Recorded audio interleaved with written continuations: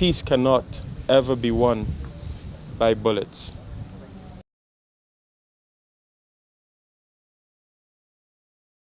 Okay, so I'll give you my name first. I'll start with my name. I'm William McDonald, Commissioner from Barbados to Kenya.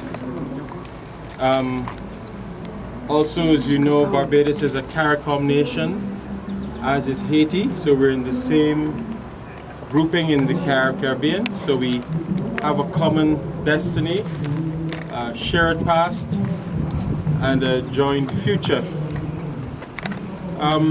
As I said in my comments, the courage that the President of Kenya, President Ruto, had in committing Kenyan troops to Haiti sent shockwaves around the world. You all know that. It sent shockwaves even in Kenya. Why would Kenya want to do that? Where's Haiti? Where's Kenya? They seem so far apart. But they're joined by the humanity of it. The suffering of people anywhere is the suffering of people everywhere. And when the Kenyan president said there are Africans in the Caribbean who are suffering, who will help? And he raised his hand and said Kenya would help. There was a tremendous pride that we in the Caribbean felt. For it was the first time that an African nation was helping the first free African country. We know that Haiti was independent in 1804 from the French, the most powerful nation in the world at the time. And they defeated the French, put them to battle, and sent them out on their way. And for 220 years, 252 days, the Haitian people have paid a price for that, the audacity to revolt and to want to be free. So, as I said, this idea that an African country would reach out across time and space and say we will help is very meaningful, and it marks a position between CARICOM and Africa, between Haiti and Kenya, between the Caribbean and Kenya, that the leadership and the solutions that we have for the problems that we have can be solved among Africans as well. So our country, Barbados, was very proud to be associated with supporting the Kenyan government's decision to send peacekeepers, policemen, law and order back to Haiti, to restore the dignity, the pride of their people, and to bring a sense of calm into a very troubled part of the world. The question of if the mission in Haiti will fail or succeed will be told in time. But the worst thing would be if no one tried, if no one had the courage to stop a country, 11 million people, from being destroyed by forces inside and outside of it. We are very hopeful based on the first few weeks that the Kenyans have been there, that there are positive signs that there may be a successful outcome.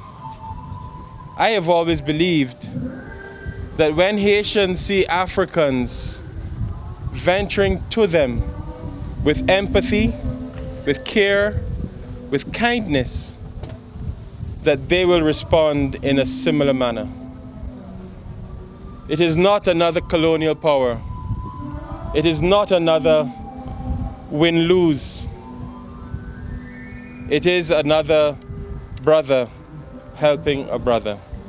And we all know that when family helps, we accept it a lot better than an outside force. So we are hopeful. We can't predict. There may be many things that happen. But Kenya can hold its head up and say that they have raised their hand. They have taken a leadership role they have said to the world, yes, Kenya is interested. We are human beings as well.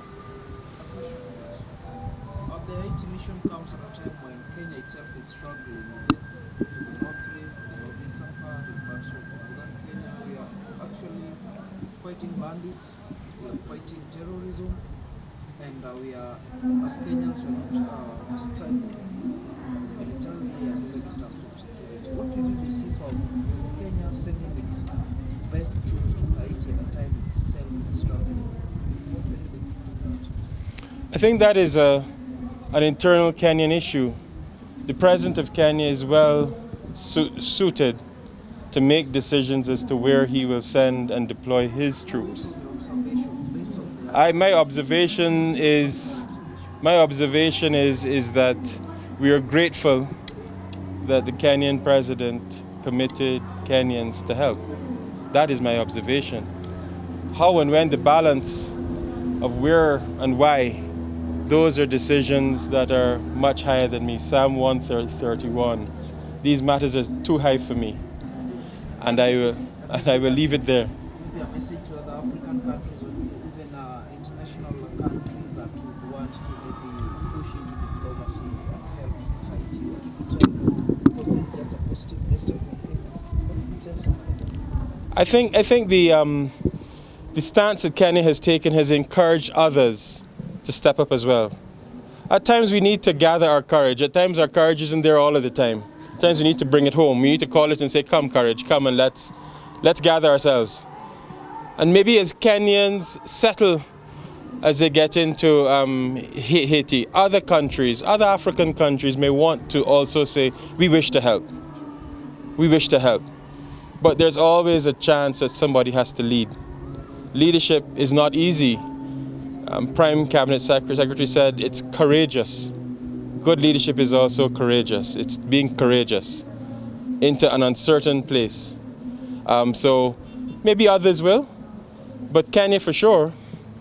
The CARICOM nations, the people who have helped the mission so far, will always be able to say we were there when the corner was turned, when the need was greatest. The Prime Cabinet Secretary has called for logistical and financial support to Haiti.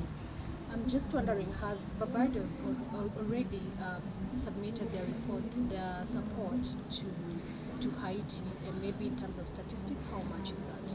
So we are a very small nation. As we all know, Rihanna, everybody knows Rihanna? Yes. Right, she comes from a very small nation. She doesn't come from a massive nation. We are 280,000 human beings. If you can imagine that, Kenya is 50 million on 166 square miles, slightly smaller than Lake Naivasha. So you understand the challenges there. So even if we send one person, that's sending a percentage of people higher than anybody else could send.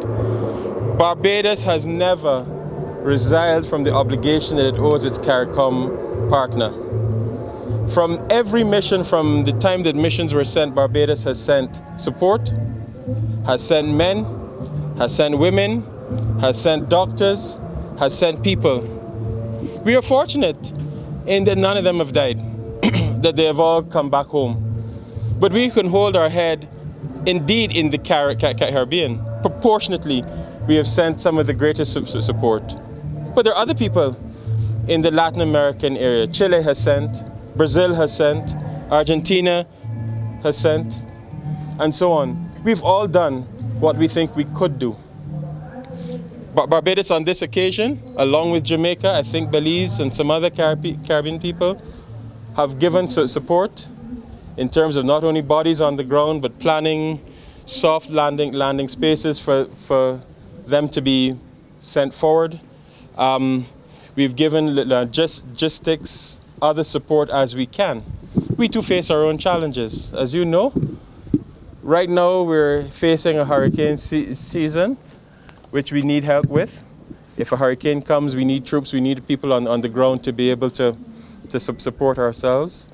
And so as the world moves forward, we have to also balance. But we have our heads held very high with the support that we have given over not a year, Not 2 years, not a decade, but many decades of help that Haiti has needed. Maybe the last question. Today's theme is Africa for Haiti, Kenya for Haiti. What's your message to the Western world? Because apparently the Western nations are not taking a lot of significance in terms of rescuing Haiti. What would be your direct message to the Western world? I think I won't want to give you a sound bite. If we scan the world, there is war and rumors of war everywhere. There's destabilization in the north, in the south, in the east, and in the west. 2 years ago, 3 years ago, Europe was peaceful. The Palestinians and the Israelis were talking. Today, there is war, real war. Tomorrow, who knows? The Western world has to deal with the Western world's issues. The truth of the matter is that every one of us, west, north, south, east, we are Africans. It is from here that humanity was given birth. It is from here that humanity will find the answers to the issues that it has. So, the divisions of the Western world and the Eastern world and the Southern and the Northern are artificial that we have placed. We are all humans. We're all human beings. And the response that human beings give to human beings in need determines the humanity of those people. We laud everybody who has ever given help to anybody else. Over many years, the Western world has spent time and money within Haiti. Troops, people have lived and died there. You know, the history of Haiti is the history of the world. So we know what has happened there, but we can't be critical. What we have to be more is hopeful that the world will settle down. I mean, I don't think that any of us have ever recalled a time where there has been more conflict in a year than any time, than in our lives. So we remain hopeful, and we remain confident that Haiti will turn its corner and take its place on the stage of prosperous nations that are at peace. I'm happy to answer every question you have. Anybody else has questions? Yeah. Bring your questions. We had a Prime Minister said, bring your questions, I have answers. Haiti currently is controlled by gang. We call it a gang. What would be your message to the gang? What would you tell them directly, like from your personal observation? Would you call for a ceasefire, or what would you tell the gang in Haiti? Haiti is controlled by Haitians who are upset. I don't know if they're gangs. I haven't been. We've been told that. There are people who have conflicting. What is your direct message? It is a message we give to everybody. Settle down. Settle down. No great peace was ever won by a great war. Temporarily there is peace, or appears to be peace. Peace is guaranteed through diplomacy, agreement, talk, and merging together a shared view. It must be that people must be brought to the table to talk about what they're doing. Peace cannot ever be won by bullets. Mm.